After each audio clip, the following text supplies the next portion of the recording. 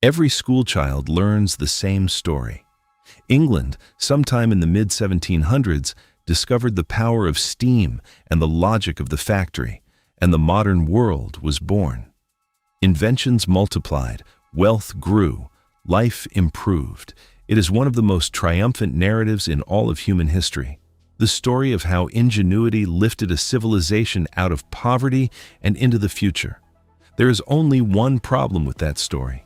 The people who actually built that future, the weavers, the miners, the women hauling coal through underground passages too narrow for a grown man to stand in, the children who never once saw a schoolroom. By almost every measurable standard, they ended the century shorter, sicker, and dying younger than their great-grandparents had been before a single factory was built. The wealth was real, the progress was real, but it did not belong to them. This is the story of who it did belong to and what it actually cost. The lane into the village of Hapton, Lancashire, in 1750, is a dirt track worn smooth by feet and cartwheel. On either side, cottages sit close to the ground, their windows small against the winter cold. Inside one of them, a woman is at the spinning wheel before the light is fully up. Her husband is already at the loom. Their eldest daughter, 12 years old, is carding wool by the fire. This is where most English people live. This is the world that is about to disappear. The English countryside in 1750 was not a place of misery. It was poor by the standards of what came after, but it was ordered, rooted, and legible. And a man or woman born into a weaving village in Lancashire or a farming parish in Warwickshire knew their place in the world. Not in the sense of submission, but in the sense of belonging. They knew the land, the seasons, and the people around them. That knowledge was their inheritance and their security. The fundamental unit of rural life was the village, and the village operated on the logic of the commons. Common land was not simply land that nobody owned. It was land to which every member of the community held specific, legally recognized rights. The right to graze a cow or a few geese, to cut peat for fuel, to gather fallen wood, to glean the grain left behind after the harvest. These rights were not charity. They were property passed from parent to child as surely as any deed. For the laboring family, those common rights were the difference between subsistence and destitution. A woman who could graze 2 geese on the common and keep a vegetable plot did not need to buy everything her family consumed. A man who could cut his own fuel did not need to earn the money to pay for it. The commons functioned as a cushion, not generous but real, between ordinary working people and the absolute vulnerability of depending entirely on wages. Work itself did not look the way it would come to look. Most English manufacturing before the factories was done at home or in small workshops, woven into the rhythm of daily and seasonal life. In Lancashire, women and children spun thread by hand at the fireside. In the West Riding of Yorkshire, men wove woolen cloth on wooden handlooms set up in the ground floors of their cottages. In Nottinghamshire, framework knitters produced stockings in small rooms that doubled as workshops and living spaces. This was the domestic system, or the putting-out trade. A merchant supplied the raw material, raw wool, raw cotton, bales of yarn, and the family worked it up into cloth or stockings or lace. The merchant returned to collect the finished goods and pay for the work done. The family kept the tools and kept the hours. They were not employees. They were something closer to small independent producers, bound to a merchant's market, but masters of their own time and pace. That independence was not a myth. By 1800, there were an estimated 250,000 handlooms operating in Britain. A skilled handloom weaver in the 1780s could earn 20 to 30 shillings a week, enough for a modest but self-respecting life. He had a garden. He had Sunday clothes. He had a clock on the wall and a watch in his pocket. He was not wealthy, but he was not prostrate. He had standing, and he knew it. One account from the period describes the weavers of that earlier generation in striking detail. Their dwellings and small gardens clean and neat, all the family well dressed, the church crowded to excess every Sunday, every house furnished with a clock in an elegant mahogany case. That was not prosperity by any modern measure, but it was dignity. It was the difference between a man who owned his day and a man who sold it by the hour to someone else. The working week itself had a different shape. Among craftsmen and cottage workers, the custom of keeping St. Monday, treating Monday as an informal day of rest, extending the weekend, was widespread. It was not laziness. It was the residue of a world in which work and rest moved in natural rhythms, in which a man might work 12 hard hours on Wednesday and Thursday and do very little on Monday, because the harvest was in, or the cloth was finished, or simply because the sun was out and the ale was good. Agricultural laborers organized their year around the great seasonal turning points: planting, tending, harvest, rest. At harvest time, the whole community turned out, men and women and older children working side by side in the fields from first light to last. After it was done, there was celebration. There were parish feasts and wakes, traveling fairs and market days, the rhythms of the church calendar marking time in a way that acknowledged rest as part of life rather than a failure of productivity. The village was also a social institution, each with its own informal structures of mutual aid. When a family fell sick, neighbors brought food. When a man died, the community helped his widow. The parish vestry administered a poor relief system that, for all its inadequacies, was rooted in local knowledge. The overseers of the poor knew who they were helping and why. It was a world that had friction and injustice, but it also had memory. People were known to each other. They were not interchangeable. Women's work in this world was everywhere and essential. Women spun, women brewed, women kept the kitchen garden and managed the household economy with extraordinary precision, stretching small resources across many needs. In the textile trades, women were not auxiliaries. They were central. The spinning that fed the handloom weaver's shuttle was almost entirely women's work. And you'd done it home, piece by piece, for a merchant who came round on Fridays to collect and pay. Children worked too, but in a different register. A child in a farming or weaving household in 1750 did tasks scaled to their age and strength, scaring birds from the crop, carding wool, fetching water. They worked alongside their parents in familiar surroundings, learning the trade and the customs of their community.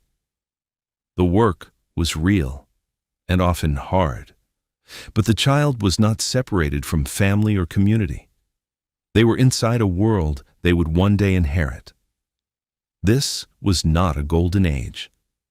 Rural England in 1750 had genuine poverty, genuine hardship, and a rigid social hierarchy that kept the laboring poor firmly at the bottom.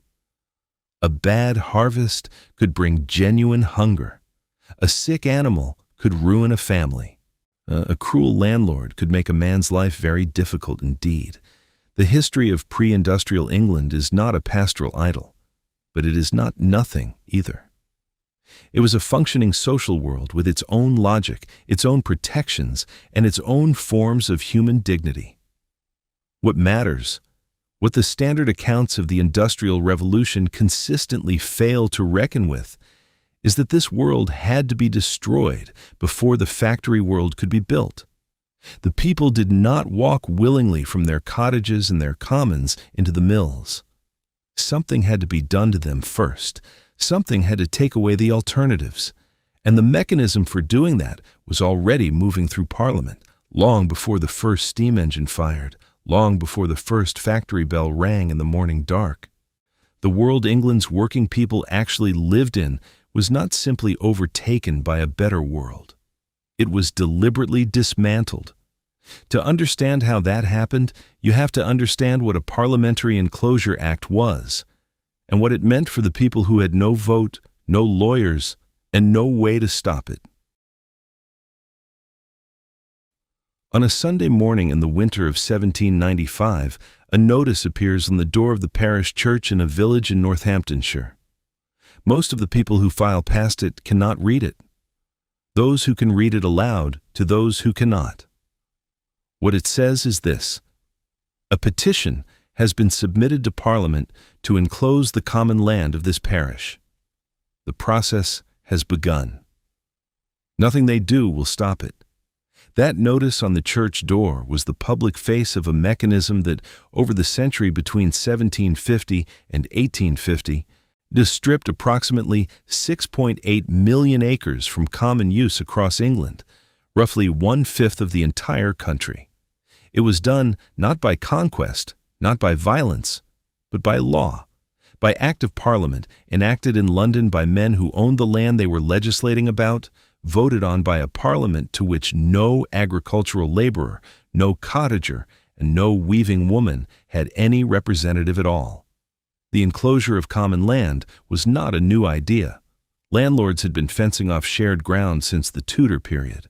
But what changed after 1750 was scale, pace, and the instrument used. Before the mid-18th century, enclosure had mostly been negotiated village by village, often informally, often contested. After 1750, Parliament became the engine.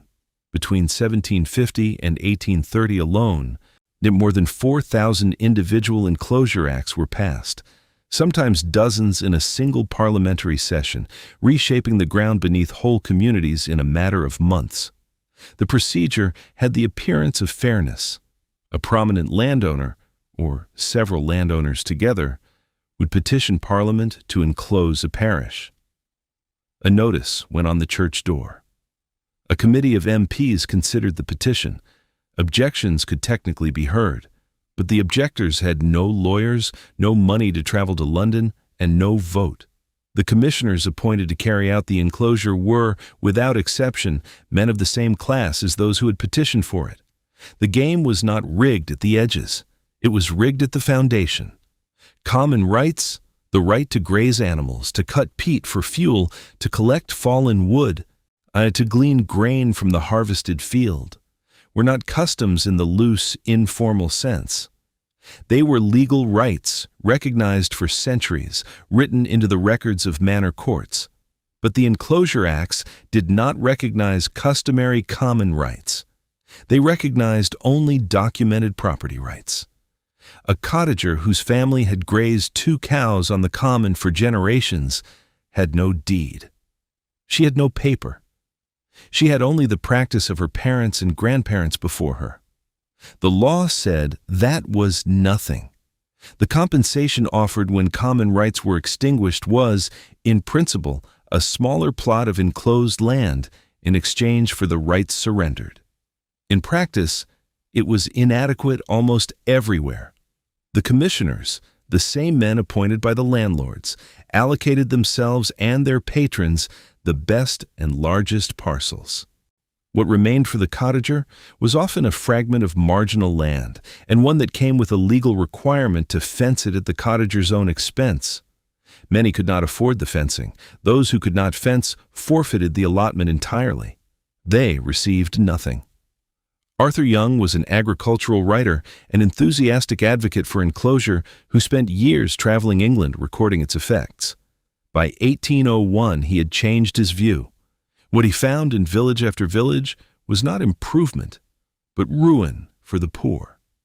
He wrote that in 19 enclosure bills out of 20, the poor were injured, and that all one could look forward to was the parish poorhouse. He had watched the process up close and understood what it produced: a landless laboring class with no cushion, no alternative, and no way back. The historians J.L. Hammond and Barbara Hammond, writing in the early 20th century, put the transformation in a single sentence that has not been bettered. Before enclosure, the cottager was a laborer with land. After enclosure, he was a laborer without land. The economic basis of his independence was destroyed. That sentence covers a revolution in the condition of millions of people. It deserves to sit with the most important observations ever made about English social history. Consider what losing the common actually meant for a family in a Midlands village. Before enclosure, a woman might keep 2 geese on the common. Their eggs, a meaningful supplement to the household diet. She might glean the field after harvest, gathering enough loose grain to carry the family through the lean months. Her husband might cut peat from the waste ground, only saving the cost of bought fuel through the winter. None of these things made them wealthy. Together, they made survival possible without depending entirely on someone else's wage. After enclosure, every one of those resources was gone. The geese had nowhere to graze, the fields were fenced, and the gleaning was forbidden. The peat ground was now private property. What had been a household economy with multiple threads of income and subsistence was reduced to a single thread, the wage. And the wage was set by the same men who had just enclosed the land. The family had gone from being poor but partially independent to being poor and entirely dependent. That is not a small change. That is a transformation in the nature of a human life. The speed of the change compounded its cruelty. A family that had worked common land for 3 generations could find it gone within a single year of a Parliamentary Act. The hedges went up. The roads that had crossed the common for centuries were closed. In some parishes, the very paths that villagers had walked to church, to market, and to each other's homes were rerouted or abolished, because the land they crossed was now someone else's property. The physical landscape of community life was dismantled along with its economic foundations. Resistance was real, but almost entirely futile. Villagers refused to talk to the surveyors sent to map their land. Some gave false information. Others stole the record books and field plans prepared by the commissioners. A few parishes scraped together enough money to send a counter-petition to Parliament. Almost none succeeded. And the legal machinery had been designed precisely so that it could not be stopped by the people it dispossessed. Opposition might delay an enclosure by a season or 2. It could not prevent it. The anonymous poem that circulated in the 18th century captured the situation with a clarity that no official document could match. The law, it said, locks up the man or woman who steals the goose from off the common, but lets the greater felon loose who steals the common from the goose. It was not high politics. It was not a pamphlet. It was ordinary people in ordinary language naming exactly what was being done to them and who was doing it. By the time the General Enclosure Act of 1801 was passed, standardizing and accelerating the process still further, whole counties of England had already been transformed. And the open fields of the Midlands, which had fed communities for centuries, were gone. The commons of the West Country, the fens of East Anglia, the waste grounds of the North, all of them fenced, awarded, enclosed. The landscape of England was being redrawn, not by nature and not by time, but by men with lawyers and parliamentary seats and a clear understanding of whose interests the law existed to serve. What the enclosures produced in the end was exactly what the factory owners would shortly require: a population with no land, no alternative, and no choice. A man who could feed his family from common ground, and the putting-out trade could afford to be selective about wage labor.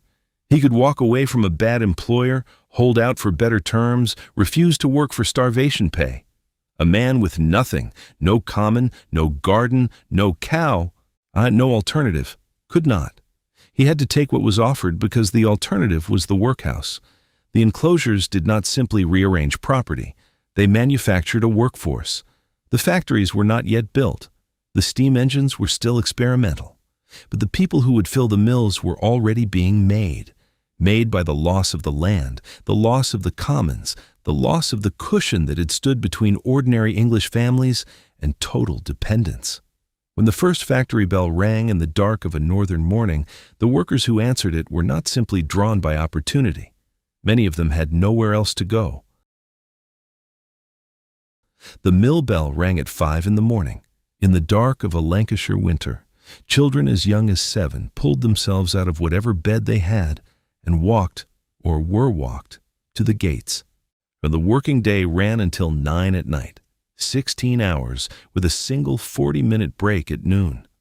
That was the testimony of William Cooper, who started mill work at age 10 and gave evidence to Parliament in 1832. 5 in the morning to 9 at night, 40 minutes for food in 16 hours. The early cotton mills required workers small enough to do what adults could not. The machinery in those first factories was ungated, unlowered, and unguarded. The frames and rollers ran close to the floor. A child could reach under them, between them, into spaces an adult body simply could not enter. They were called scavengers and piecers. Their job was to gather loose cotton waste from beneath the running machinery and to piece together broken threads while the machine continued to move. The machine did not stop. It never stopped.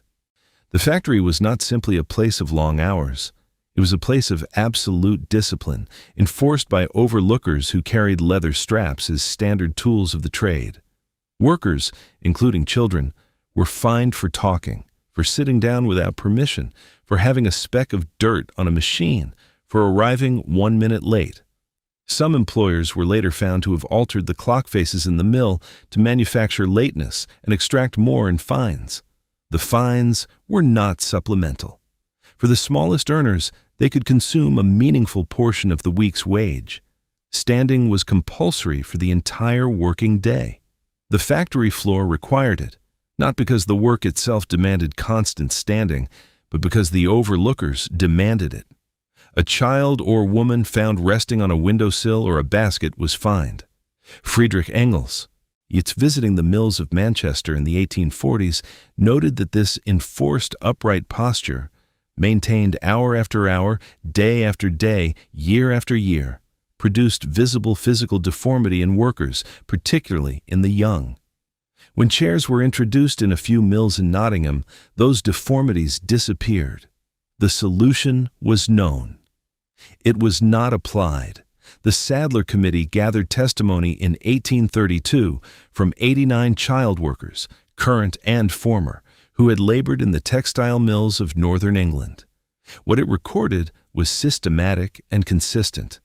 William Kenworthy, who had worked in woolen mills in Leeds since the age of 7.5, was asked how long his legs had been bent. 2 years, he said.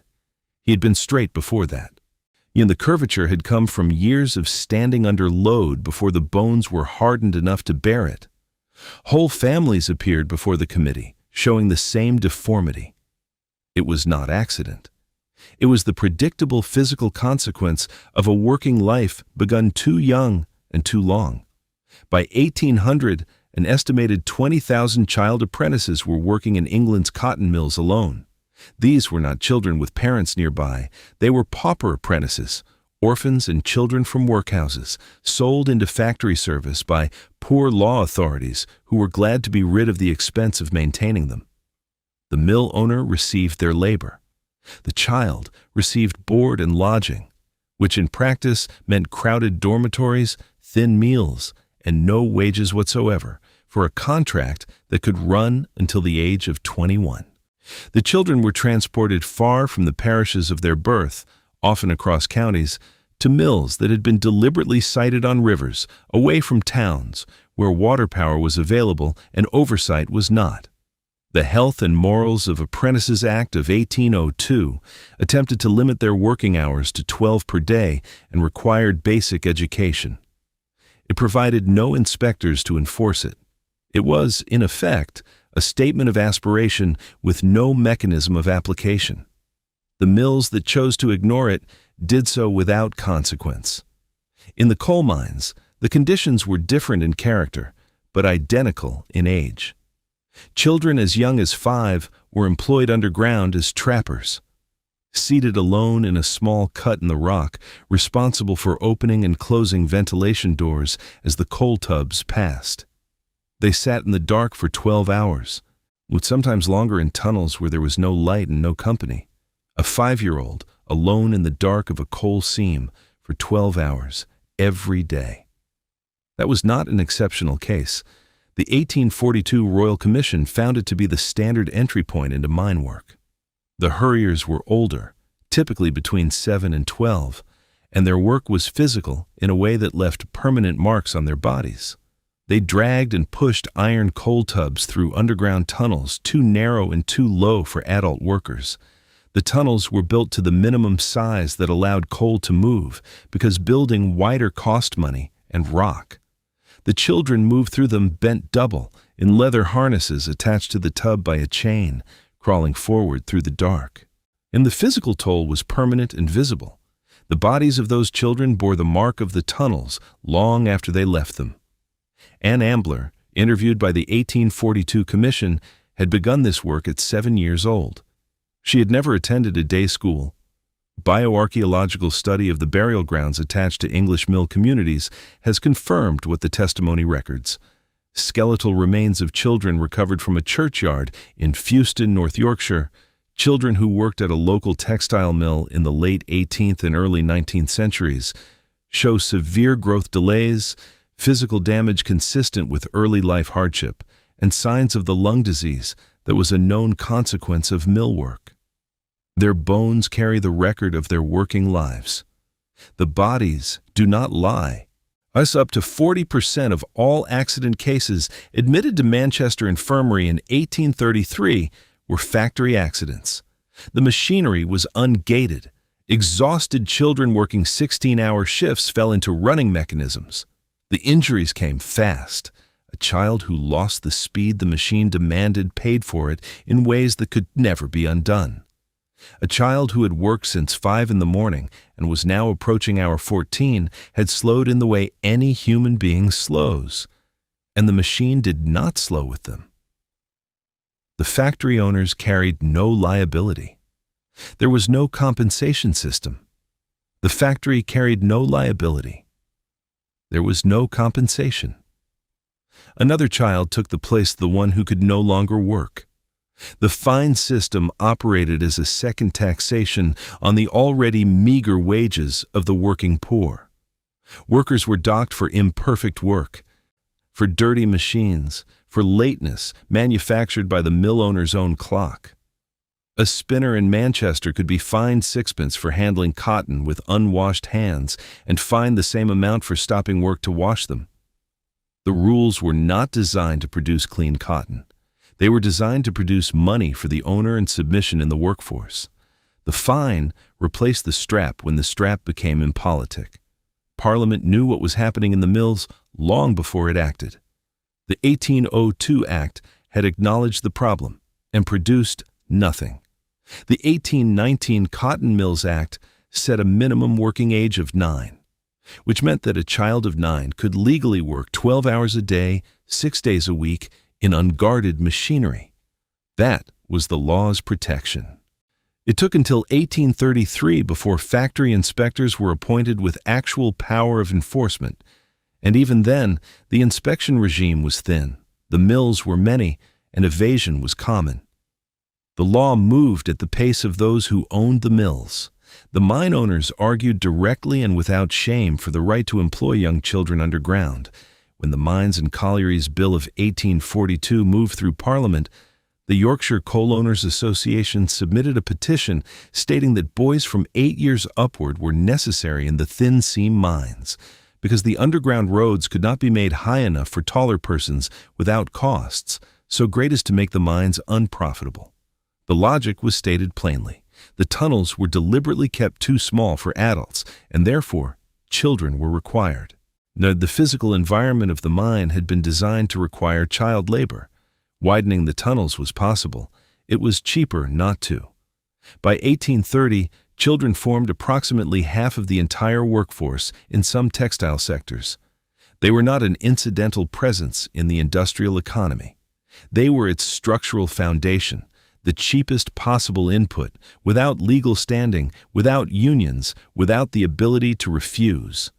A free child earned 1/8 of an adult wage. A pauper apprentice earned nothing. The industrial system of early England was not built on ingenuity alone. It was built on the labor of people who had no power to negotiate its terms.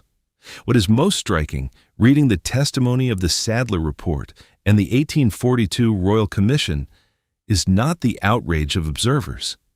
It is the plain, flat, a matter-of-fact tone of the children themselves. They do not describe their lives as exceptional. They describe them as ordinary. This is what work is. This is what every day has always been.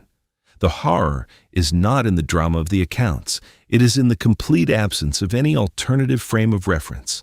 These children had never known anything else, and nobody in authority had yet decided that they deserved to.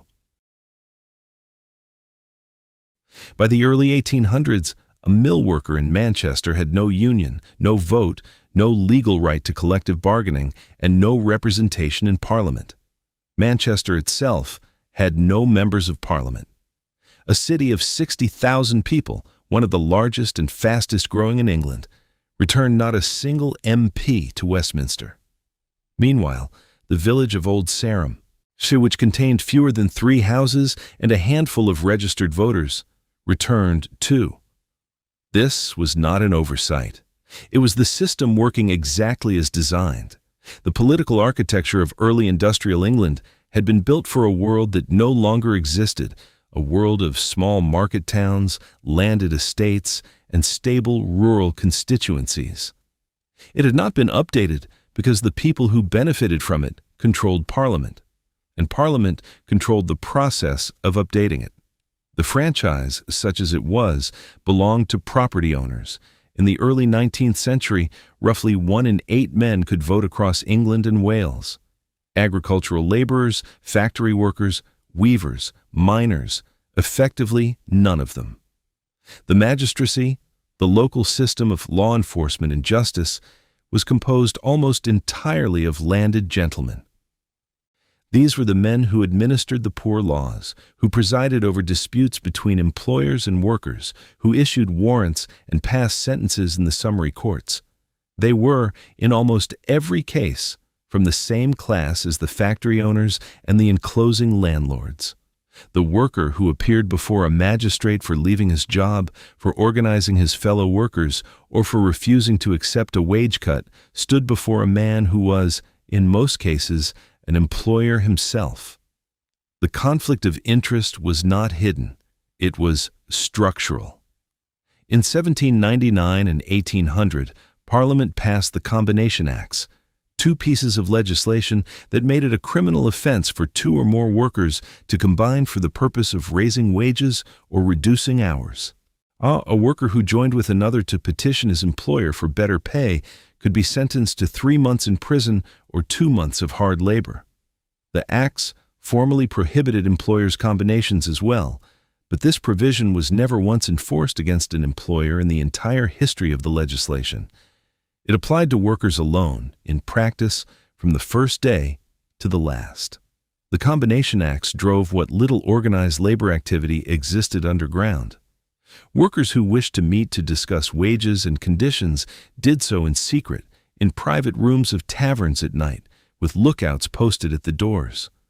The ceremonies of the early underground unions, oaths taken by candlelight, blindfolds, the elaborate rituals of mutual solidarity, were not theater.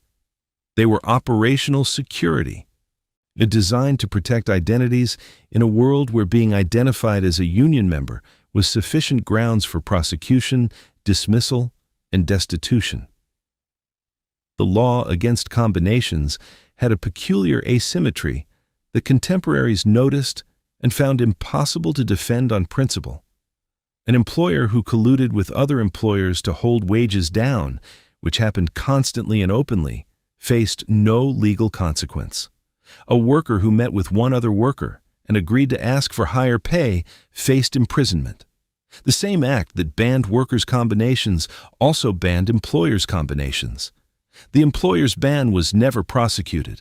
Never. Not once. This was not negligence. It was policy.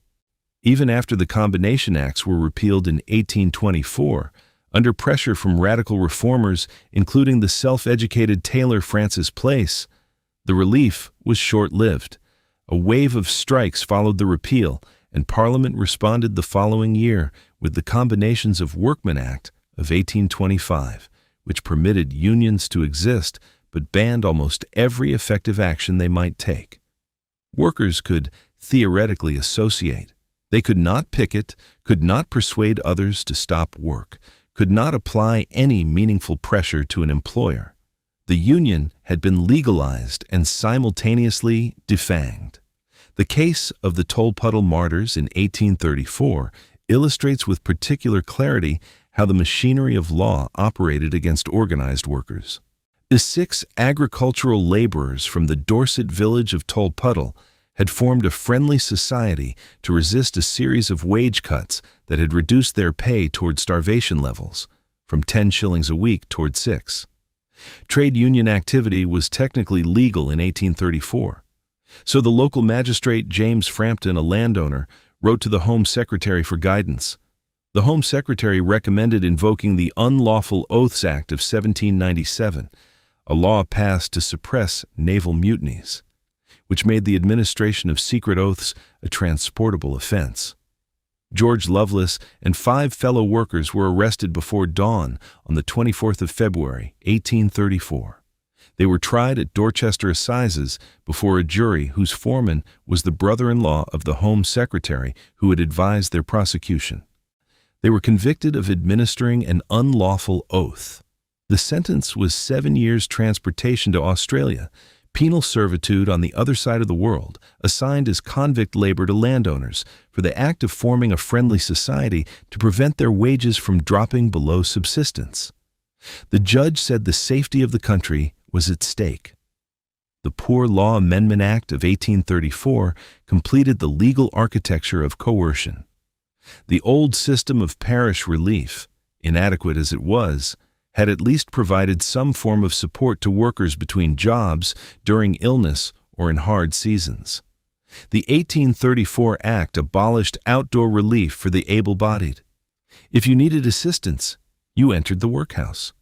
The workhouse was designed on the explicit principle of less eligibility. Conditions inside were to be made deliberately worse than the worst conditions available outside, so that only the truly desperate would apply. It was the state manufacturing desperation as a labor discipline tool. The workhouse separated husbands from wives and parents from children on entry. Inmates wore uniforms, worked at assigned tasks, ate regulated meals at regulated hours, and were subject to the authority of masters who answered to boards of guardians composed, again, of local property owners. The intention was explicit. The workhouse was to function as a deterrent, not a refuge. A worker who knew that the alternative to accepting whatever wage was offered was the separation of his family and the humiliation of the workhouse had, in practice, no meaningful freedom to refuse employment on any terms. The system of vagrancy law added a further layer of legal compulsion. A man who left one parish for another in search of work could be arrested as a vagrant and returned to his place of origin. Workers were legally bound to the labor market of their own community, unable to move freely in search of better conditions without risking prosecution. The freedom of movement that a modern worker takes entirely for granted, to resign, to relocate, to search for better terms, was constrained by law at every stage. Parliamentary representation, meanwhile, remained closed to the industrial working class through the entire period of early industrialization. The Reform Act of 1832 was greeted with enormous popular excitement as a long overdue correction to the absurdity of rotten boroughs. It was, in limited respects, exactly that. But it extended the vote to men of property in the new industrial towns, to manufacturers, merchants, and professionals whose property value exceeded £10 per year. It left the working class, factory operatives, miners, weavers, laborers, entirely outside the franchise. After 1832, as before, the men who made England's industrial wealth had no vote. This matters because law is made by those who vote for those who make it. Every piece of legislation governing factory conditions, working hours, child labor, union rights, and poor relief was written and passed by men who had either a direct financial interest in maintaining the existing order or a class sympathy with those who did. The factory owners lobbied against the Factory Acts. The mine owners lobbied against the Mines Act. The magistrate landlords administered the poor law. The system of law was not neutral in its effects on the industrial working class. It was the instrument through which a small class of men maintained and enforced their advantage over a vastly larger one. Workers understood this. The language of the early labor movement, in the manifestos of the Luddites, in the petitions of the framework knitters, in the testimony before the Sadler Committee, returns again and again to the same recognition that without political representation, there could be no economic justice. You could not bargain effectively with an employer whose friends sat on the magistrate's bench, whose relatives sat in Parliament, and whose class wrote the laws.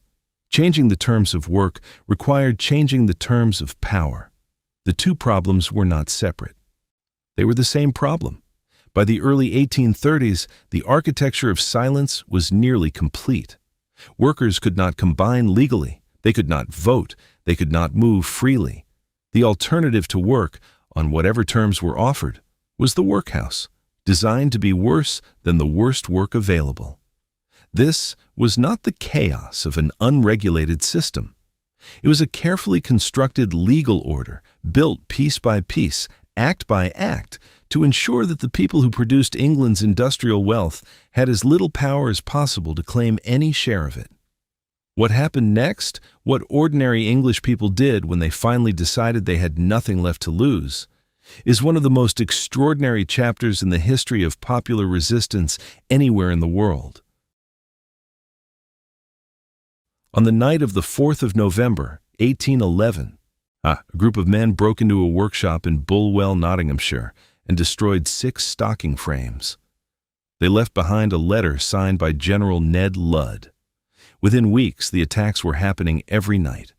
Within 3 weeks, more than 200 frames had been smashed across the county. The Nottingham authorities enrolled 400 special constables to protect the factories. They were not enough. The Luddites have been misremembered.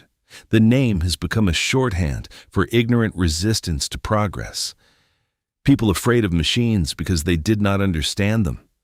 The reality is almost exactly the opposite. The framework knitters and croppers and handloom weavers who went out on the moors at night to drill and organize were not afraid of machines. Many of them operated machines every day. What they were opposing was the specific deployment of certain machines: wide-frame knitting frames, shearing frames, power looms, designed not to increase production for the benefit of all, but to cut wages and displace skilled labor for the benefit of owners. The movement was organized with a discipline that its opponents found alarming. The Luddites met at night on the moorlands surrounding industrial towns, drilling in military formations, practicing maneuvers, appointing leaders. Their correspondence with employers and magistrates was careful and specific: remove the offending machinery or face the consequences. When employers refused, raids were conducted with precision. The target was the machinery, identified in advance, destroyed systematically, and nothing else touched. In many cases, and small master hosiers who had refused to adopt the wide frames were explicitly spared. The Luddites were not wrecking at random. They were enforcing a code. In Yorkshire, the croppers used a large hammer they named Enoch, after the manufacturer Enoch Taylor, who made both the cropping machines they were destroying and the hammers they destroyed them with. When they brought Enoch down on a frame, some called out that Enoch made them, and Enoch shall break them. It is one of those moments from history that arrives fully formed, with nothing to add. The hammer, the name, the irony, all of it in place at midnight in a Yorkshire mill in 1812. The scale of what the government deployed against them tells you how seriously the threat was taken. At the peak of the Luddite uprising, more soldiers were stationed in the disturbed districts of the Midlands and the North than Wellington had at his disposal in the Peninsular War in Portugal. Frame-breaking was made a capital offence. Informers were paid. A reward of £50, a substantial sum, was offered by the Prince Regent for information leading to convictions. Military courts were convened. In the summer of 1812, 8 men in Lancashire were sentenced to death. 14 more were hanged for the attack on Rawfolds Mill in Yorkshire. Dozens more were transported to Australia. George Mellor was 22 years old when he led the attack on Rawfolds Mill in April 1812. William Cartwright, the mill owner, had been warned it was coming. He fortified the mill, stationed armed guards inside, and waited. The attack failed, and 2 of the attacking croppers did not survive the night. 7 days after the battle at Rawfolds, William Horsfall, another large mill owner in the area who had publicly threatened to crush the movement without mercy, was shot from ambush on the road to Huddersfield. George Mellor was tried and hanged for it at York in January 1813. He was 23 years old. What is easy to miss, reading the standard accounts, is the enormous local sympathy the Luddites commanded. Small master employers often refused to identify men they knew were involved in the attacks. Communities protected their own. Witnesses failed to appear. Juries were reluctant to convict on thin evidence. The military presence was resented in ways that ran deeper than politics. These were soldiers quartered in working communities, enforcing the property rights of manufacturers against the livelihoods of neighbors and kinsmen. The Luddites were not aliens in their communities. They were the community. The Luddite movement was formally broken by 1813, its leaders hanged or transported, its organization scattered. But the underlying conditions that had produced it did not change. Wages continued to fall, machinery continued to spread. The men who survived returned to their trades and their mills and their diminished wages, and the knowledge of what had been attempted and what had been done to those who attempted it settled into the community memory of the industrial North. It did not disappear. It transformed. In the summer of 1830, a different kind of fire began, this time in the South. On the night of the 28th of August, a threshing machine was destroyed at Lower Hardres, near Canterbury in Kent. Within 3 weeks, more than 100 threshing machines had been smashed across East Kent alone. The letters announcing the attacks and the demands accompanying them were signed by a name, Captain Swing. Like General Ludd before him, Captain Swing did not exist. Like General Ludd, he was everywhere.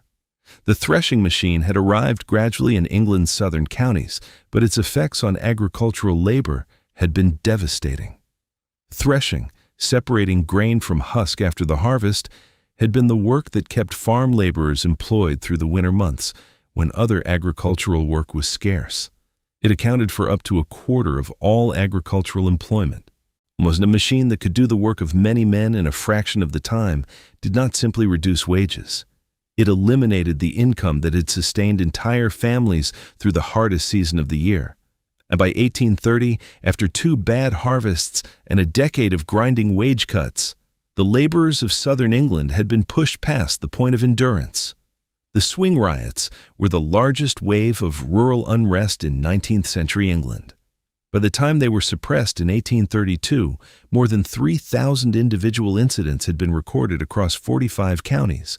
Threshing machines smashed, hayricks burned, workhouses attacked, threatening letters delivered to magistrates, parsons, and poor law guardians. The pattern spread from Kent through Surrey, Sussex, Hampshire, and Wiltshire, then north into the Midlands and East Anglia. It followed the road networks with a speed and coherence that astonished the authorities, who looked for French agents behind it and found only hungry farm laborers. The Swing letters were remarkable documents. They did not ask for charity. They made demands: raise wages, remove the machines, reduce tithes, stop abusing the poor laws. They named the specific sources of misery and addressed the people responsible for them by name and occupation. Some were threatening in tone. Some were almost plaintive. One, addressed to a Wiltshire magistrate, asked simply, "How do you expect a man to feed his family on what you are paying him?" The question was not answered. The threshing machine was answered with a hammer at midnight. Many local magistrates and farmers were privately sympathetic. And some reached quiet agreements with laborers. Wages would be raised, machines withdrawn, and avoided the violence entirely. But the government in London saw the swing riots through a different lens. Home Secretary Lord Melbourne appointed special commissions to try the rioters in the most affected counties, explicitly blaming local magistrates for insufficient firmness. 9 men were hanged. Nearly 500 were transported to Australia. Agreements that farmers had made under pressure to raise wages were quietly abandoned once the military had restored order. What the Luddites and the swing rioters shared across the 20 years that separated them was a precise understanding of cause and effect. They were not rebelling against modernity in the abstract. They were acting against specific machines in specific places, and operated by specific employers, producing specific and documented reductions in their wages and their livelihoods. The complaints were itemized. The targets were chosen. The action was proportionate to the harm, at least in the logic of those who carried it out. This was not the rage of people who did not understand what was happening to them. It was the rage of people who understood it very well. The historian E.P. Thompson argued, in his landmark work on the English working class, that the Luddites and their successors were not primitive rebels stumbling toward modernity, but people with a coherent moral economy, a set of expectations about what was owed between employer and worker, community and individual, the powerful and the powerless, that industrialization was violating. When those expectations were violated beyond a certain point, and when every legal avenue for redress had been closed, the hammer came out. The morality of it was not complicated. It was the morality of people who had nothing left to lose. The movement of resistance did not end with swing. As the 1830s advanced, the energy that had gone into machine breaking began to find new channels, more organized, more political, more patient. The men who had watched their fathers transported for smashing a threshing machine were learning a different lesson, that to change the terms of industrial life, you had to change the terms of political power first. Out of the ashes of Luddism and the suppression of swing came something more durable, more dangerous to those in power, and ultimately more consequential than any midnight raid on a Yorkshire mill. The 16th of August, 1819, was a warm summer Monday. From the mill towns and weaving villages surrounding Manchester, from Oldham and Rochdale, from Stockport and Bury, from Middleton and Saddleworth, people set out on foot before dawn. They walked in organized contingents, columns of men and women and children who had been rehearsing for weeks, practicing their formation, drilling in orderly lines, because they wanted to demonstrate to the magistrates watching from the buildings around St. Peter's Field that this was not a mob. It was a people claiming a right. By midday, somewhere between 60,000 and 80,000 people had gathered on the field. Many had dressed in their Sunday clothes. Some groups carried flags and banners: no corn laws, annual parliaments, universal suffrage, vote by ballot. Now, the Manchester Female Reform Society marched in white. Their president, Mary Fields, stood on the platform beside the orator Henry Hunt. The crowd was overwhelmingly peaceful. The Times correspondent John Tyas, stationed on the hustings to report, noted no threat, no disorder, no weapons. He noted the size and the discipline and the very particular quality of silence that falls over a vast crowd when a speaker rises. The magistrates watching from Mr. Buxton's house on Mount Street had been afraid of this meeting for weeks. They had stationed around the field that morning a force whose scale tells you everything about their state of mind. 600 cavalrymen of the 15th Hussars, several hundred infantrymen, 400 men of the Cheshire Yeomanry, a detachment of Royal Horse Artillery with 2 6-pound guns, 400 special constables, and 120 men of the Manchester and Salford Yeomanry, against 60,000 unarmed people who had come to listen to a speech. The Manchester and Salford Yeomanry were not professional soldiers.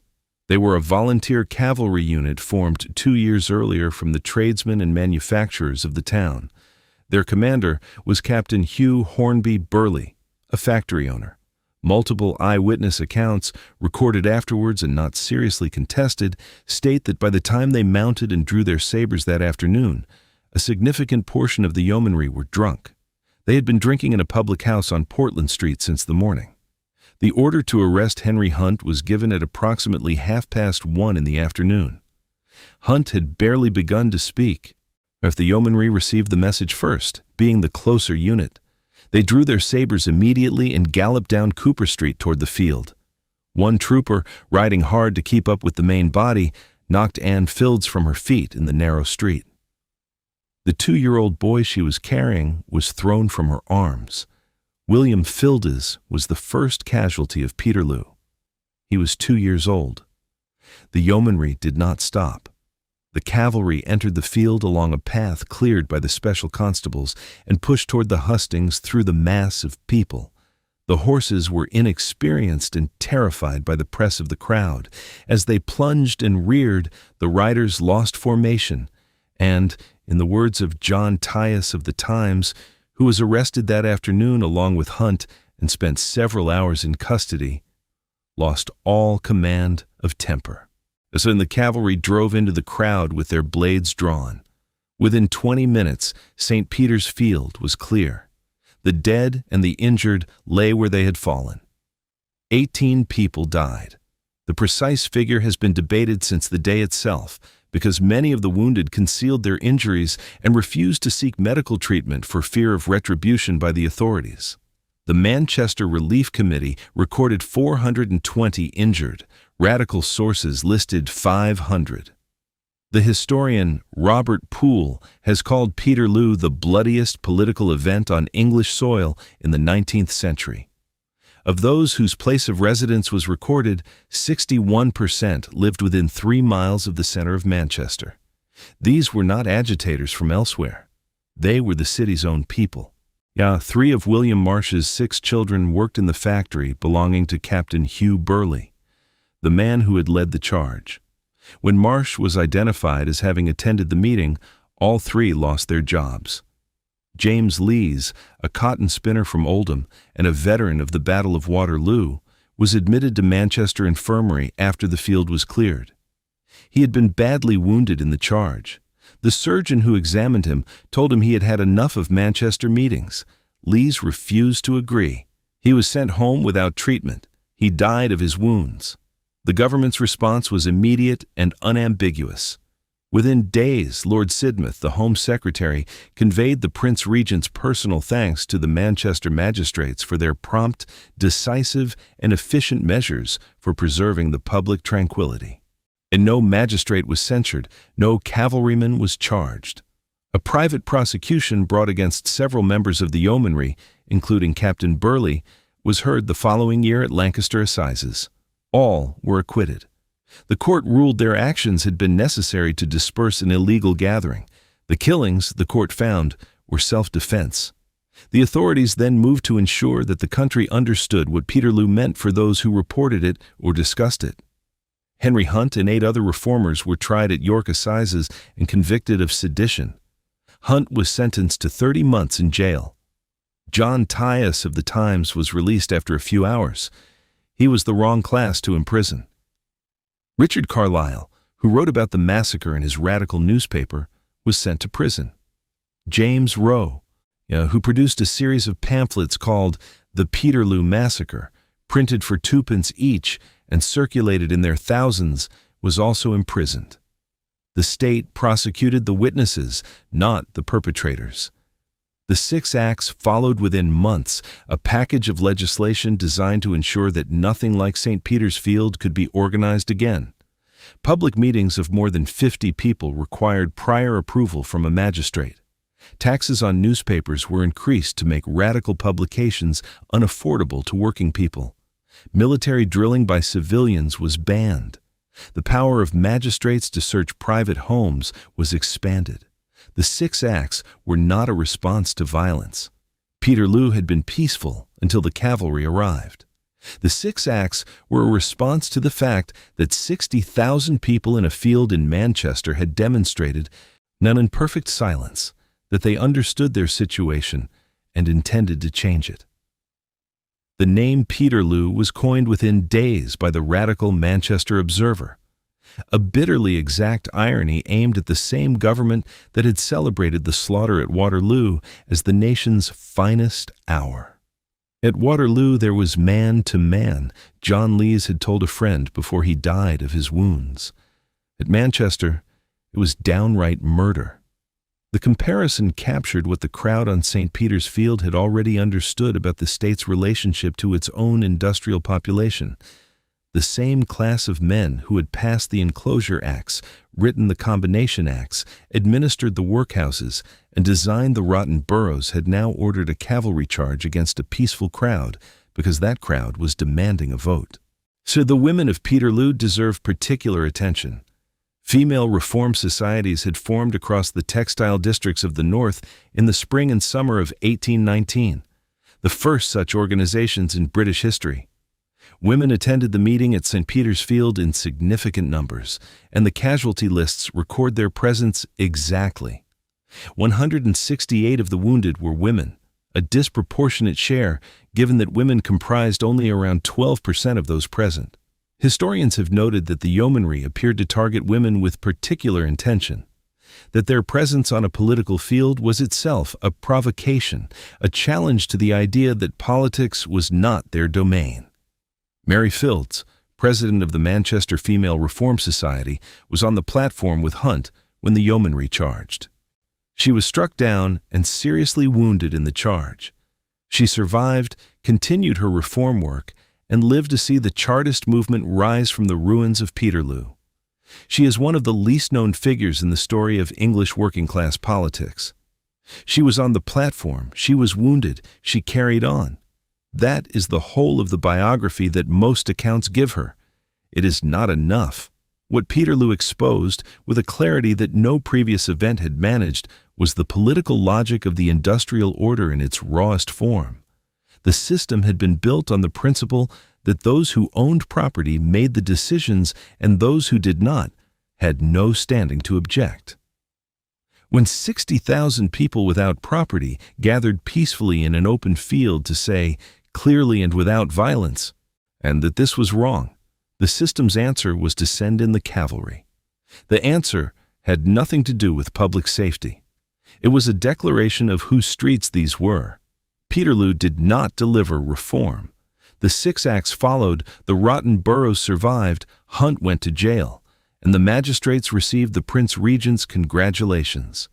But the massacre had done something the government could not undo. It had made the argument for reform in the most powerful possible terms, not in a pamphlet, not in a speech, but in blood on the cobblestones of Manchester. 13 years later, the Reform Act of 1832 gave Manchester its first members of Parliament. The men who had ordered the charge did not live to see it as a defeat. Those who had fled the field that August afternoon, or carried their wounded home, or buried their dead, Ease had no doubt that it was. Patience Kershaw was 17 years old when she gave her testimony to the Royal Commission of Inquiry into Children's Employment in 1842. She worked as a hurrier at a coal mine near Halifax in Yorkshire. She left her home at 5 in the morning. She wore a belt around her waist and a chain between her legs, and she hauled coal tubs through tunnels too low for an adult to stand upright, covering 11 miles underground each working day.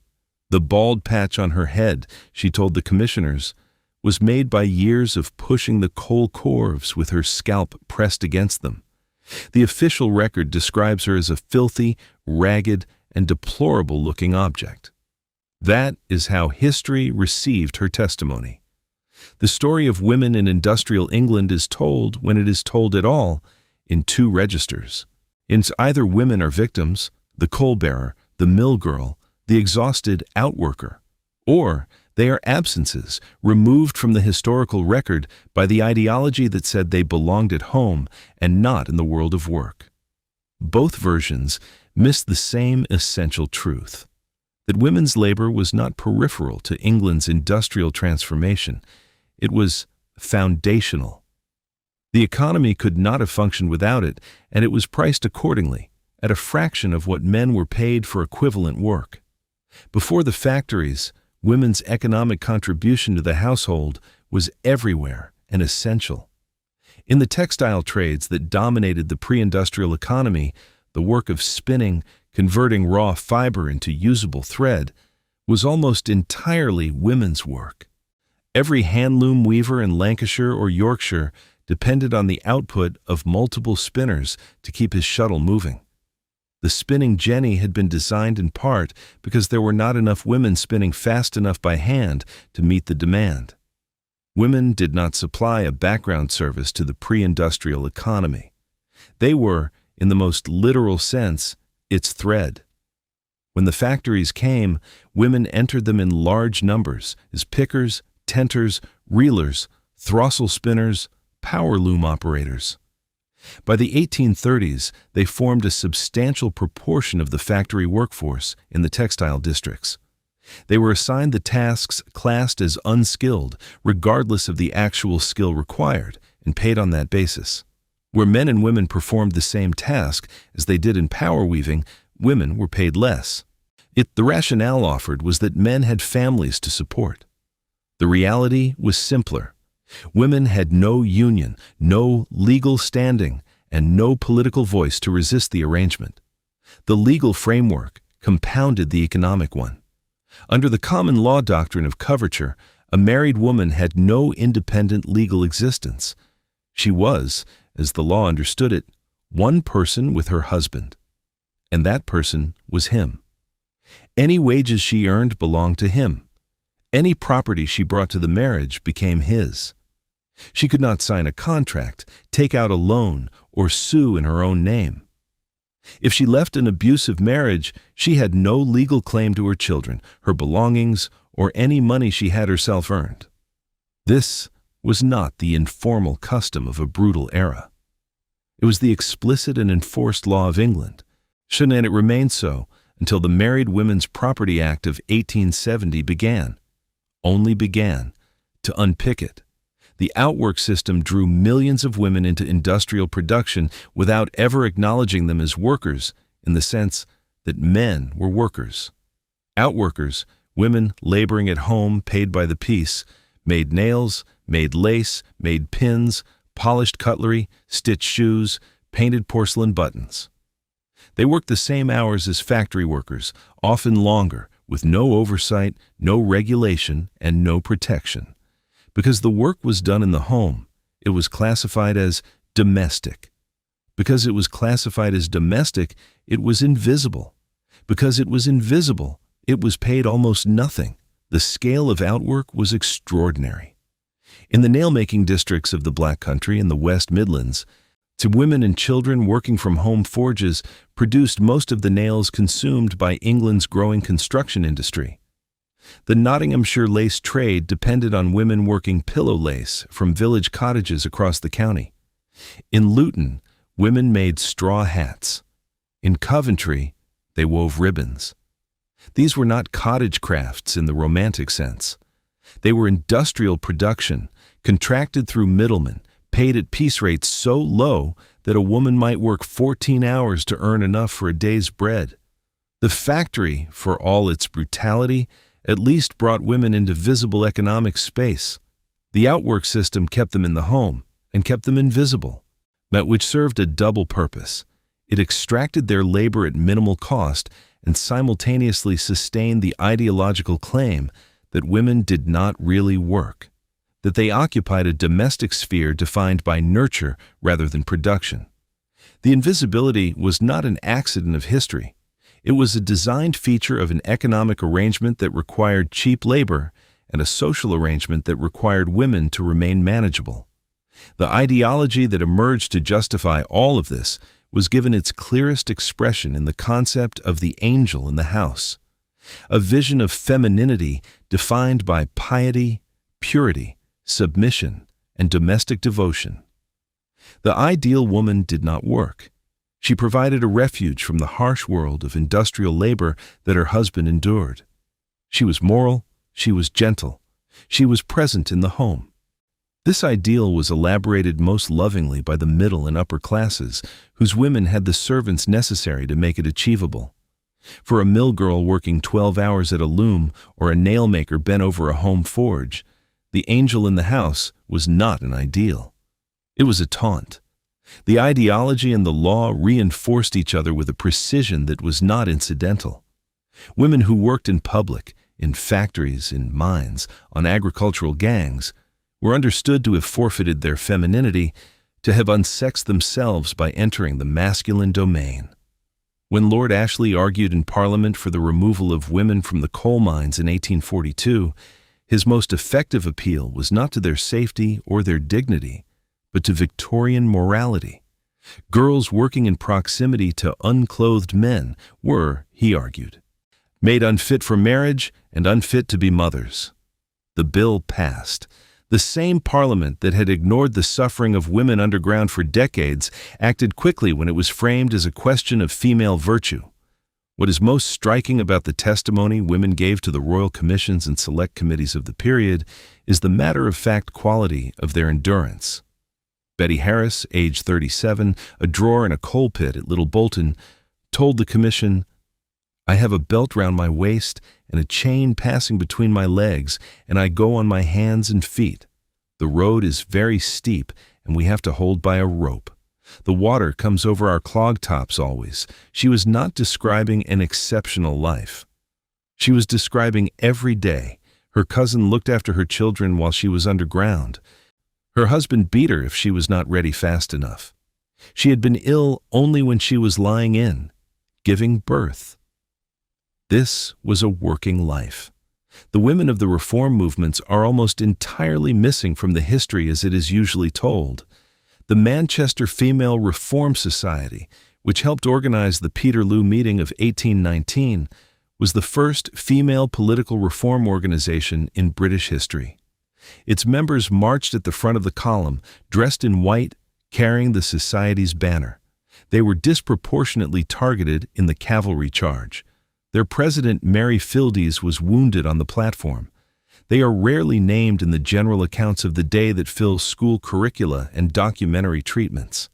The men who organized the meeting are named. The women who bled on the field are described, even where they are described at all, as unfortunate bystanders. The Factory Acts that progressively regulated child labor from 1833 onward applied their protections to women as well, and not always to women's advantage. The argument for limiting women's working hours, an argument made in many cases by men who had other interests in view, was that women's constitutions could not sustain the demands of industrial labor. The effect was to bar women from certain kinds of work entirely, to restrict their hours in ways that reduced their pay, and to create a legal category of the female worker as inherently limited and in need of protection, which reinforced the ideology that kept them dependent and kept their wages low. The sweated trades that employed millions of women in the second half of the 19th century, shirt making, chain making, shoe stitching, matchbox assembly, were specifically excluded from factory regulation for decades because they were conducted in private homes or small workshops. The women who worked them had no union, no inspector, no legal minimum wage. They worked by candlelight for piece rates that required 15-hour days to produce a subsistence income. Parliamentary committees investigated them periodically and recorded appalling conditions. The investigations produced sympathy and articles in middle-class newspapers. They produced almost no legislation until the end of the century. The persistence of women's economic invisibility throughout the industrial period was not a natural consequence of their lesser physical strength or their domestic role. It was the product of specific legal arrangements, its specific ideological frameworks, and specific economic incentives, all of which worked in the same direction and all of which required active maintenance. Removing coverture required an Act of Parliament, passed in 1870, over ferocious opposition from men who argued that allowing wives to control their own wages would destroy the institution of marriage. Allowing women to vote required another half-century of organized resistance after that. In 1750, Manchester was a market town of roughly 20,000 people. By 1801, it had grown to 75,000. By 1851, it held more than 300,000. No city in human history had ever grown at this rate before. The infrastructure of the place, its housing, its water, its drainage, its streets, had been built for a town and was now being asked to sustain something closer to a nation. It could not. The consequences were written in the bodies of the people who lived there. The 1844 Royal Commission on the Health of Towns published a finding so stark it bears repeating without elaboration. In Manchester, the average age at death for a gentleman was 38 years. For a laborer, it was 17. 17. Not 17 as a figure representing infant mortality, dragging down an average that included adult deaths. 17 as the mean age at which the working people of the city died. A man who survived to 30 in the courts and cellars of industrial Manchester was already, in a statistical sense, a survivor. The city's working-class districts were not simply overcrowded. They were a specific kind of urban form that had no precedent. Back-to-back houses built as cheaply as possible on land owned by speculators who had no interest in the welfare of the people who rented them. A back-to-back house shared 3 of its 4 walls with adjacent properties. It had no rear access, no yard, no ventilation. Light entered from a single window at the front.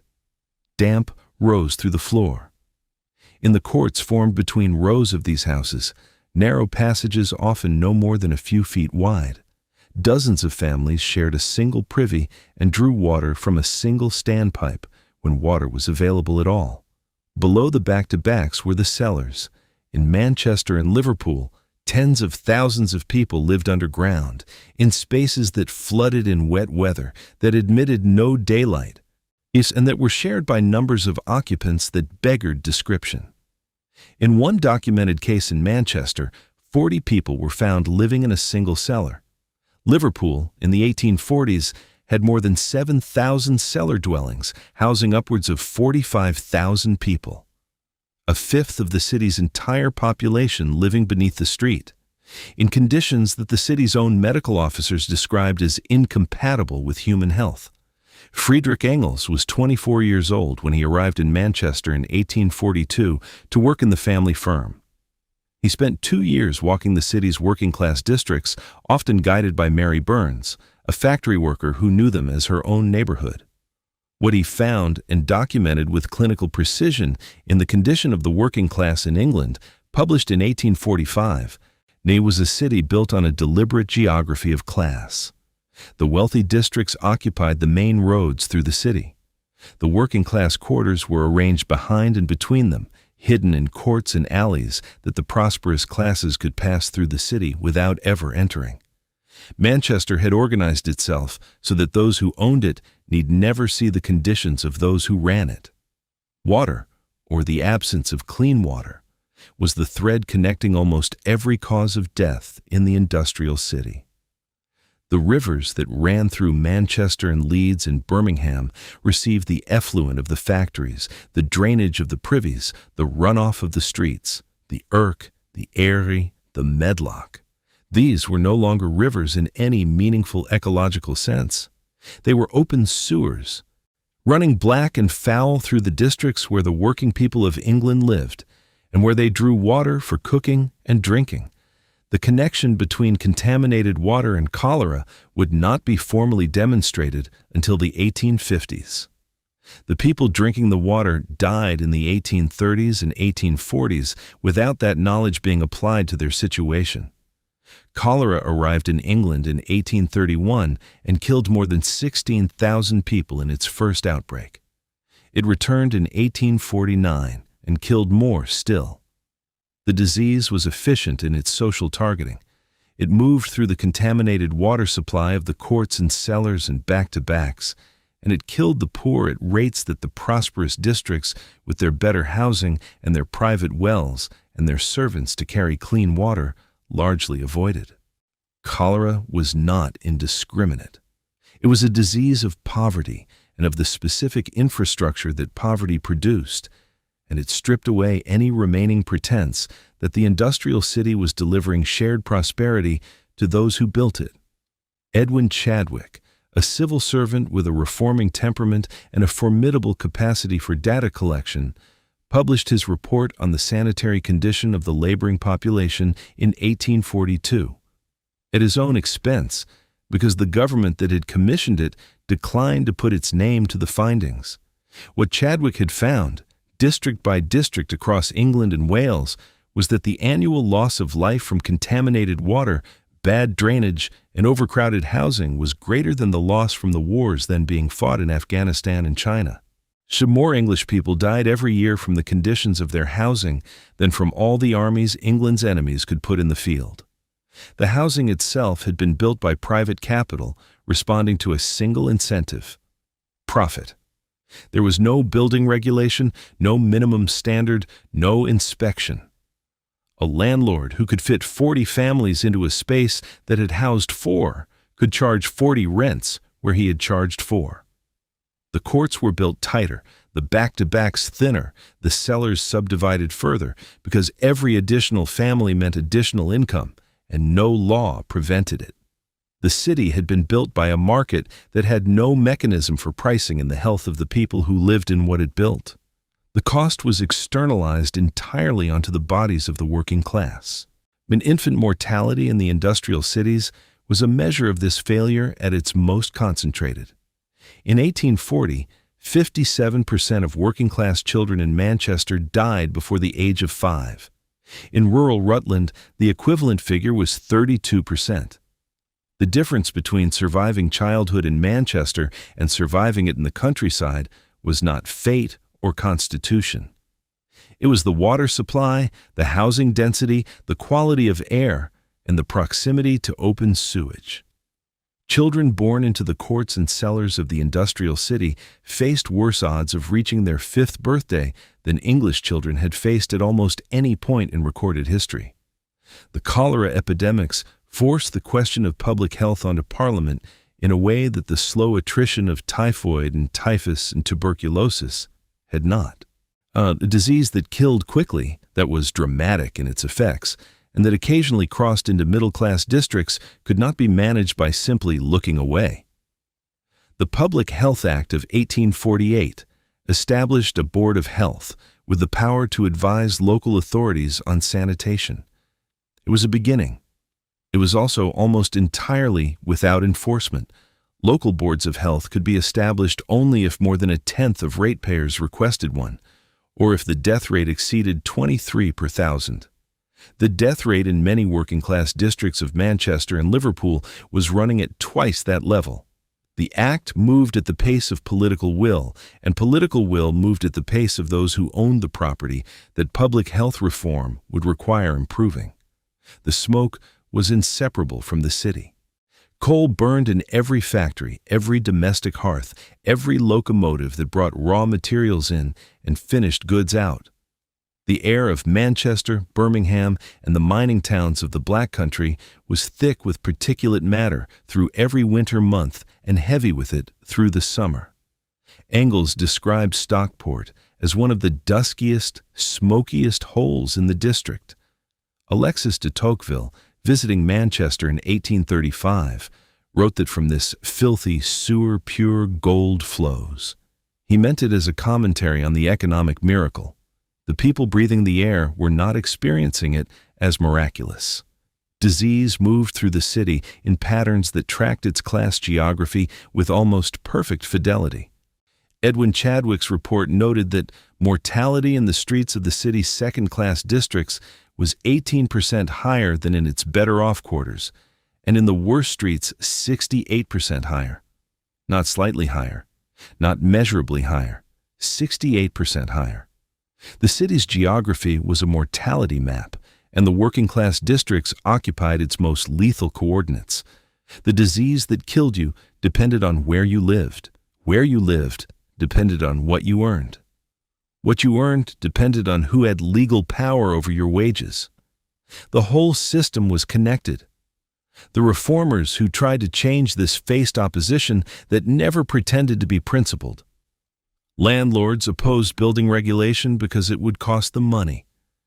Ratepayers opposed sanitary improvement because they would fund it.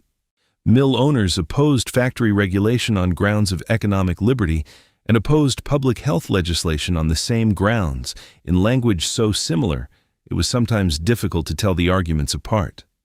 The doctrine of laissez-faire, the idea that the market, left alone, would produce the best outcome for all, functioned in this period as a philosophy with one consistent practical application: the preservation of existing property arrangements at the expense of existing working-class lives. What changed was not principled conversion, but demographic catastrophe. The cholera outbreak of 1831 had shown that disease could not be reliably contained to its preferred social territory. The 1848 Public Health Act, however limited, acknowledged that the market alone would not produce clean water.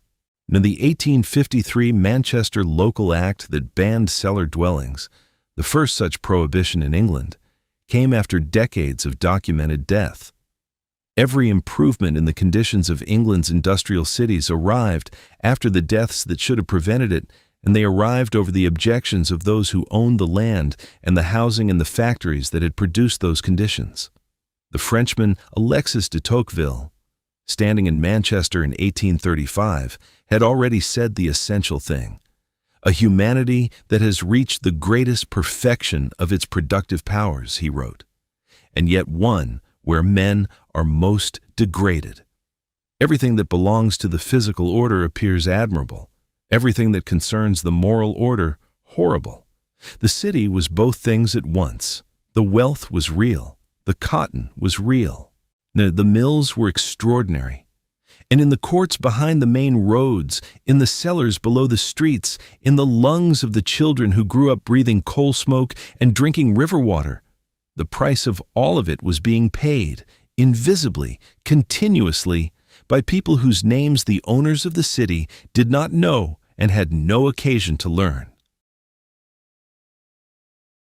By the late 1830s, the workers of industrial England had been through 3 decades of systematic dispossession. The land was gone, the commons enclosed, the unions banned, the political system sealed against them, the workhouse waiting as the alternative to whatever wage the employer chose to offer. What emerged from this accumulation of defeats was not despair, but something more dangerous to those in power: organization. The machine breakers had gone to the moors at night with hammers. In the generation that followed them, went to meeting rooms with petitions and newspapers and a political argument that had been sharpened on 30 years of grinding injustice. In May 1838, the London Working Men's Association published the People's Charter. It was drafted by William Lovett, a cabinet-maker and self-educated radical, in consultation with Francis Place and other reformers.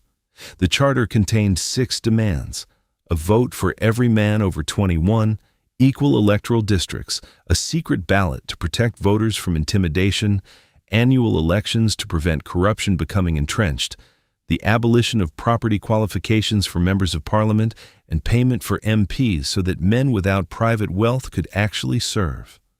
Read them now, and they seem like the minimum requirements of a functioning democracy, or in 1838, they were revolutionary. What made the charter different from the reform petitions that had come before it was the movement it generated. Chartism was not a London drawing room project. It spread through the mill towns and mining communities of the North and Midlands like a fire moving through dry grass. Mass meetings drew tens of thousands. A meeting on Kersal Moor near Salford in September 1838 brought out estimates of 300,000 people. The movement published newspapers, established hundreds of local associations, and created a political culture in working-class communities that had previously been legislated out of existence. The first Chartist petition was presented to the House of Commons in June 1839, bearing more than 1.25 million signatures. Parliament rejected it by 235 votes to 46. The arithmetic was a precise measure of who sat in Parliament and whose interests they served. The rejection provoked unrest across the country. In November 1839, 5,000 men marched on Newport in Monmouthshire as part of what appeared to be a coordinated plan for a national rising. Troops stationed at the Westgate Hotel fired into the column. At least 22 people died in the confrontation. The leaders, John Frost, William Jones, Zephaniah Williams, were sentenced to transportation for life, later commuted. The Newport Rising was the last armed insurrection on British soil. Chartism did not collapse after Newport. It reorganized. In 1840, delegates from Chartist groups across the country voted to merge their local associations into the National Charter Association, the first organized mass working-class political party in the world. Fergus O'Connor's Northern Star newspaper, published in Leeds, circulated across the industrial districts in numbers that rivaled the national press. The movement had created its own media, its own institutional structures, and its own political education, operating in precisely the space that the Six Acts had tried to close. The second Chartist petition went to Parliament in May 1842. It bore 3,200,000 signatures, the largest petition in British history to that point, measuring miles in length and requiring a cart to carry it to Westminster. It was rejected without debate in a vote of 287 to 49. The rejection triggered a wave of strikes across the Midlands and the North, known as the Plug Plot, or the General Strike of 1842. Workers pulled the plugs from the boilers of steam engines, shutting down mills across the textile districts. The strike spread to coal mines, ironworks, potteries. In some areas, it lasted weeks. The government deployed troops, made hundreds of arrests, and broke the strike. The charter remained law nowhere. The third petition, presented in April 1848, the year of revolutions across Europe, was claimed to bear nearly 6 million signatures. Parliament, nervous but not yielding, had the signatures examined and declared many of them invalid. The Chartist rally on Kennington Common in London, planned as an enormous show of working-class force, was ringed by troops, sworn constables, and a political establishment that had spent 2 years watching revolutions in France and Germany and had decided that England would not follow. The petition was delivered to Parliament by cab. Chartism as a mass movement did not survive the anticlimax. The failure of Chartism at the political level has obscured what it actually accomplished.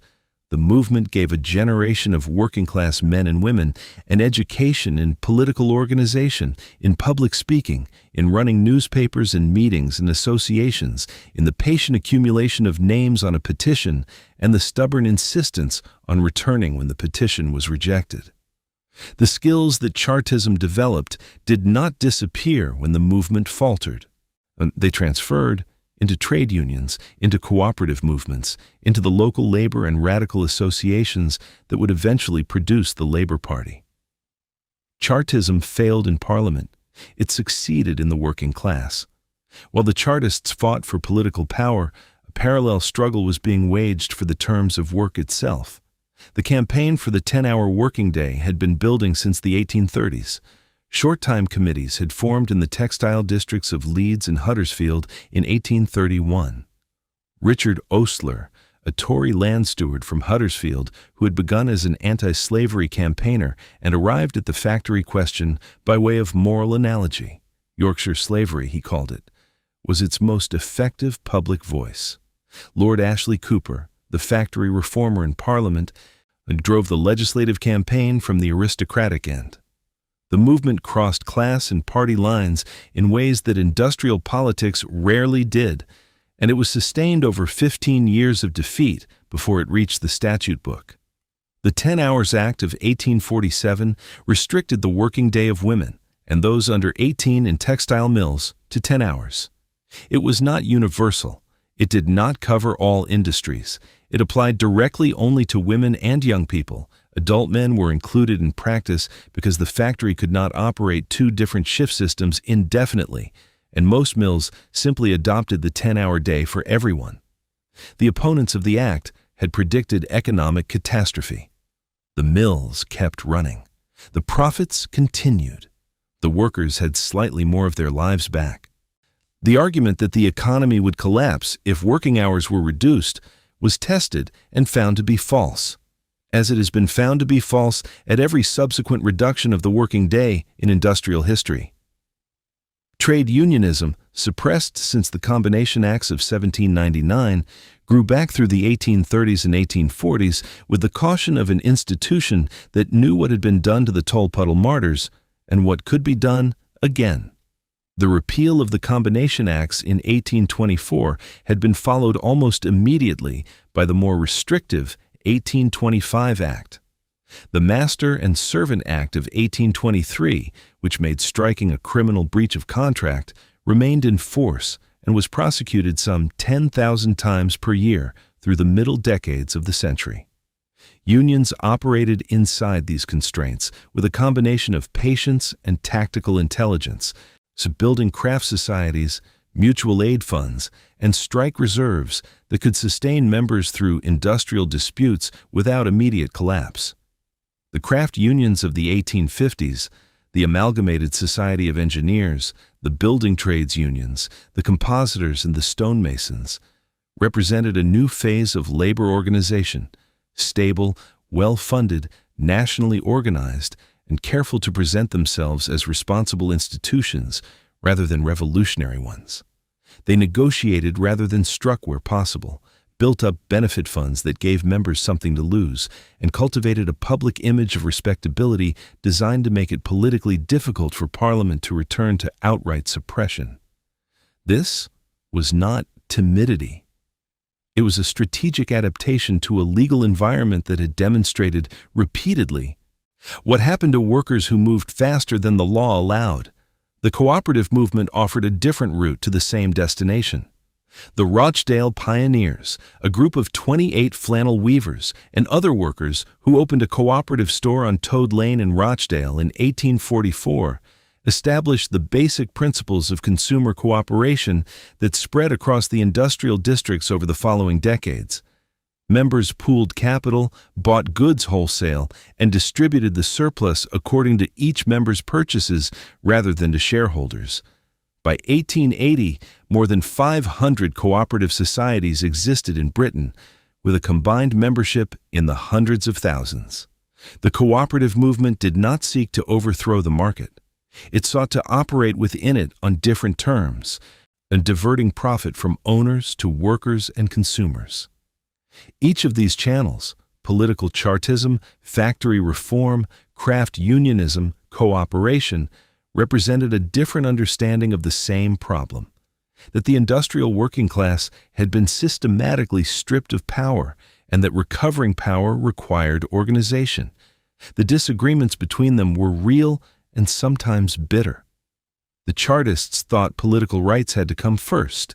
The trade unionists thought economic rights in the workplace were the immediate priority.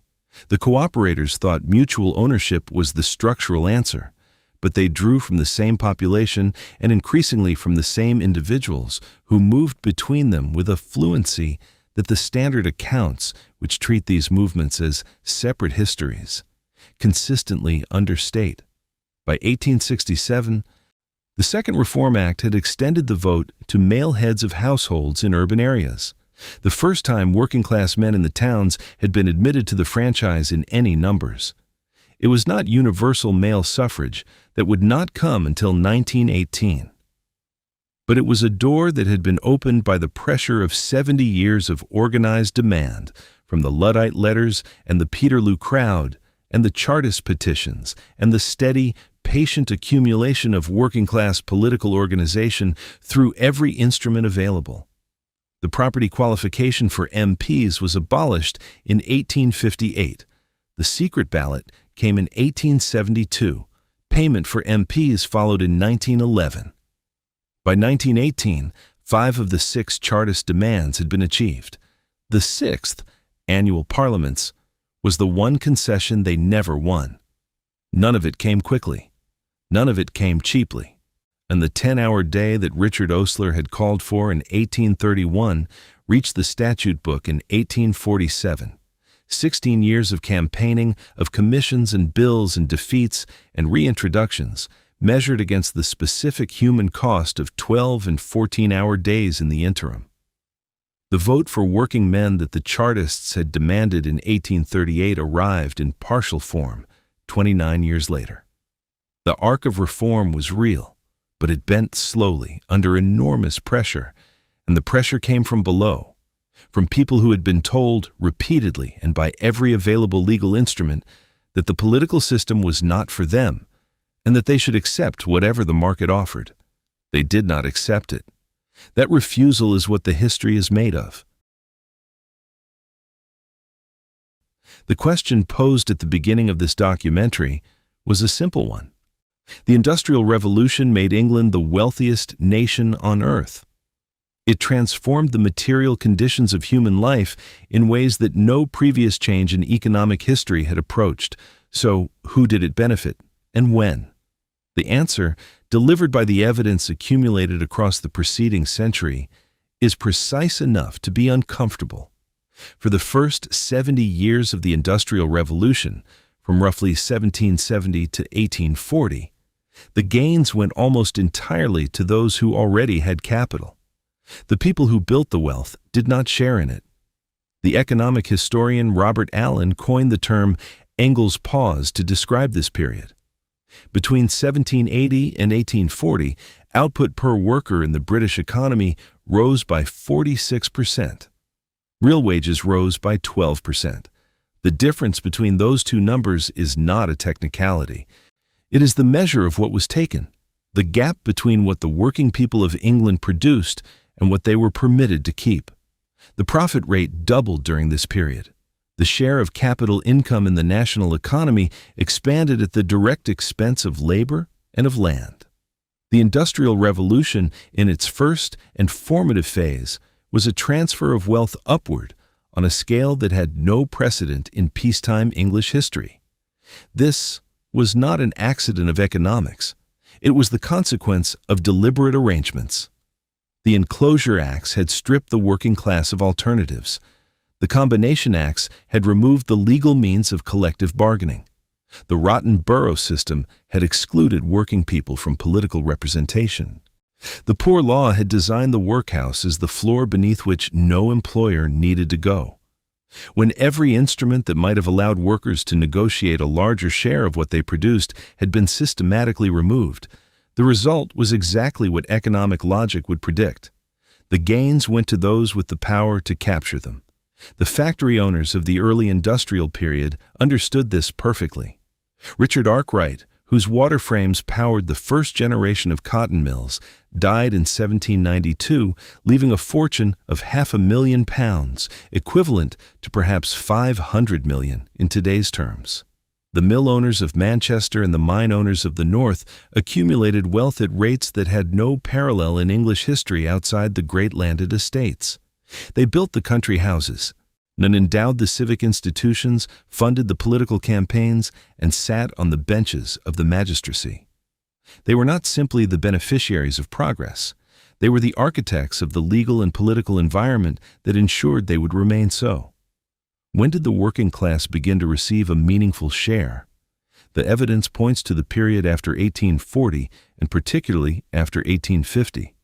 From the mid-19th century onward, real wages began to rise in line with productivity rather than lagging decades behind it. The improvements were real and, over the long run, substantial. By 1900, the average English working-class family was materially better off than their great-grandparents had been in 1750 by almost any measure of consumption, housing, diet, or life expectancy. But the timing matters. Those improvements began arriving 80 years after the process that produced them had started, and they arrived in the lives of people who were 4 generations removed from those who had paid the initial price. What caused the improvement? This is where the argument returns inevitably to the politics. Real wages began to rise as the Factory Acts reduced hours and improved conditions, creating a legal floor below which the market could not drive the working day. They rose as trade unions gained the legal ability to bargain collectively, creating a countervailing power to that of employers. They rose as the Reform Acts began to admit working-class men to the franchise, giving them a stake in the political decisions that governed their wages and their housing and their water supply. The improvement in living standards was not simply the result of economic growth filtering down through a generous market. It was the result of organized political pressure, forcing a reallocation of the gains that were already being produced. The 10-hour day that took 16 years to achieve from Osler's first campaign did not reduce output as its opponents predicted. The vote, extended to working-class men in 1867, did not produce the revolution that the propertied classes had feared. The trade unions legalized in 1871 did not destroy British industry. The Old Age Pension of 1908 and the National Insurance Act of 1911 did not bankrupt the state. Every reform that was bitterly resisted on the grounds that it would make economic activity impossible was followed by the discovery that it had not. This is one of the most consistent lessons of the entire period. The arguments made against every improvement in the condition of the working class were wrong about the consequences, every time. The welfare state that emerged fully from the wreckage of the Second World War, the National Health Service, universal unemployment insurance, the expansion of public housing, did not come from nowhere. It came from a political tradition that had been built, argument by argument and petition by petition, across the entire industrial period. The Chartist demand for payment of MPs, finally achieved in 1911, was a precondition for working-class representation in Parliament. Working-class representation in Parliament was a precondition for the legislation that produced the welfare state. The NSNS of 1948 is the great-grandchild of the Chartist petition of 1839. The lineage is direct. The standard narrative of the Industrial Revolution presents it as a story of invention, of individuals and ideas and machines that unlocked human productive capacity. That narrative is not false. The steam engine was extraordinary. The spinning jenny was a marvel of incremental ingenuity. The railway transformed the movement of goods and people in ways that remade the geography of daily life. These things happened and they mattered. But they are not the whole story. And in the standard telling, they crowd out the story that actually shapes the world we live in. The inventions produced the wealth. What determined who received it was politics, specifically, the politics of a class struggle that lasted a century and left visible marks on every institution we have inherited. Consider what England's working class actually won, and when. The 10-hour day, 1847. The legal right to form a trade union without criminal liability, 1871. The secret ballot, 1872. The vote for male heads of household in towns, 1867. The vote for most rural working men, 1884. Universal male suffrage, 1918. Free elementary education, 1891. Old age pension, 1908. National health insurance, 1911. Each of these dates represents a specific point at which a specific demand, resisted for years or decades by specific interests, was finally enacted. Each of them is a monument to organized working-class pressure applied through every channel that remained legally open after the instruments of direct resistance had been closed. The list is long. The dates are late. There is a particular figure who belongs in this accounting and who is almost never included in the popular history of the Industrial Revolution. She is the woman who walked into a workhouse in 1838 because she had no work and no husband and no alternative, and who lived and died inside it without ever having had a vote, a union, or a legal right to the wages she earned.